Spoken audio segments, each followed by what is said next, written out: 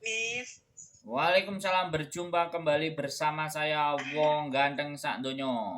Mohon untuk tidak menyebutkan nama dan identitas dalam percakapan ini karena percakapan ini saya naikkan dalam konten YouTube.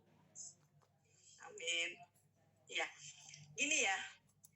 Aku punya keponakan yang mau kerja ke sini. Gitu. Apakah bisa enggak? Umurnya baru 21 tahun. Ya tergantung anaknya. Kalau pertanyaannya sama saya bisa apa enggak ya, kalau saya jawab saya ya bisa. Berapa manusia sudah terbang bersama kami itu sudah banyak. Nah tinggal mereka dianya mundur apa enggak, maju apa enggak, di PT ruwet apa enggak, males apa enggak. Orang anaknya ini Mas bener-bener gitu pengen kerja gitu. Karena banyak orang yang ngomong bener-bener kerja tapi giliran 1 bulan di Hongkong ya ngebreak. Itu udah ditanya sama saya. Ini nggak siap katanya gitu. Terus? Ya kalau udah siap, kalau siap suruh nontonin kontenku juga. Oh, ya. Sandro Jabrik tahu nggak? Tahu ya dia ya. Apa? Tidak tahu. Sampean yang ngasih tahu, Mbak wong tante nih kok. Hei. Iya, siap. Kalau sampean kan ceritanya cuma 1. Kalau di tempatku ceritanya ada berapa? Ada. Jadi dengerin saya ngomong dulu deh. Ya udah. Tadi nanya giliran aku mau jelasin ya udah. Gimana sih? Halo? Ya. Jadi, saya cerita dulu prosesnya karena sampean memang nggak mau nonton konten saya. Aku nggak tahu dapat nomor teleponnya juga dari mana, aku juga nggak tahu. Jadi itu nggak penting. Yang penting adalah sampean tonton konten saya, keponakannya juga nonton konten saya. Kalau dia sudah siap, jadi dia harus ke PT karena dia non. Dia ke PT dan PT saya ada di Jombang, oke? PT saya ada di Jombang, ya. Suruh telepon dia ke saya dulu, ya. Setelah telepon kirim KTP, ya, KTP-nya Indonesia karena kan kita mau tahu KTP apa KTP biasa, ya kan? Atau KK, akte, buku nikah kalau sudah nikah, kalau masih gadis ya ijazah, ya sudah di scan sama fotonya kasih ke saya, ya, fotonya sampai ke kaki kayak sampean waktu mau masuk PT itu gimana sih kan, tangannya bagaimana, terus kemejanya juga bagaimana, sampean kan bisa ngajarin. Kirim ke saya, telepon ke saya, baru nanti kita bisa bawa ke PT. Kebetulan saya juga sekarang lagi pulang. Ya, supaya dia itu jelas dulu, gamblang dulu, tak kasih tahu dulu, Hongkong tidak seistimewa yang Anda bayangkan. Nah, suruh nonton konten saya sekalian ngeliat biar dia punya gambaran, bisa ngelihat Hongkong itu kayak apa sih, kan dari cerita-cerita itu kan banyak. Kalau dia mau. Nah, kalau dia lanjut kan berangkat, kalau nggak lanjut kan mundur daripada MD. Karena kalau di PT itu kalau sudah MD kan disuruh bayar. Nah, saya menjelaskan ke sampean ya karena anaknya nggak nelpon saya. Kalau anaknya nelpon saya ngomong ke anaknya.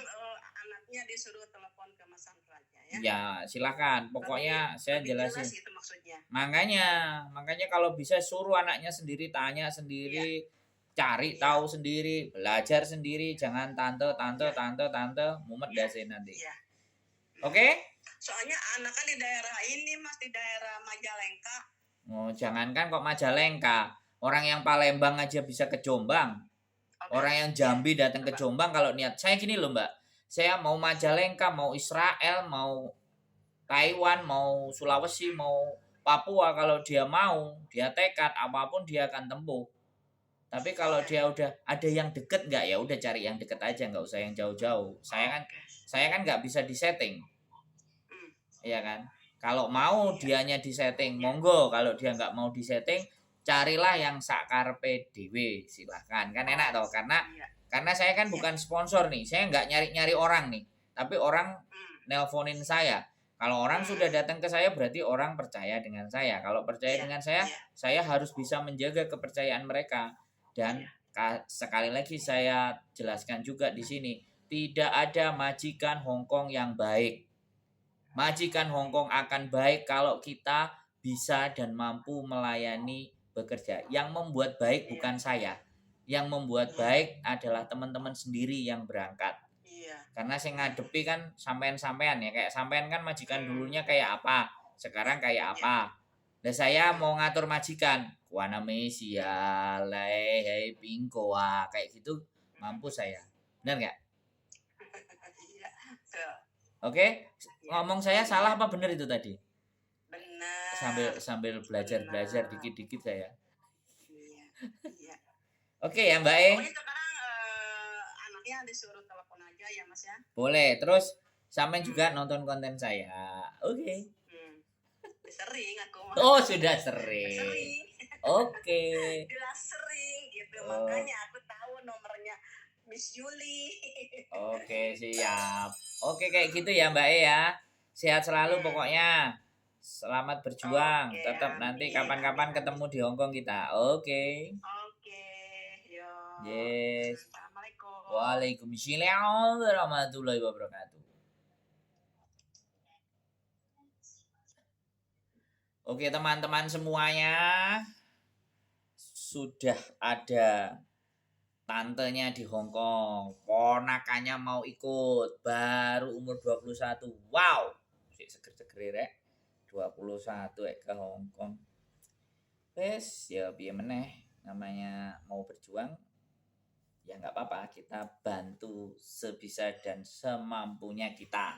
Karena sekali lagi ya benar-benar tidak ada jaminan dan tidak ada garansi majikan. Bahkan orang-orang kita yang datang ke PT itu proses ada yang rajin, ada yang sregep, ada yang aras-arasan, ada yang diem saja dan semua-semuanya.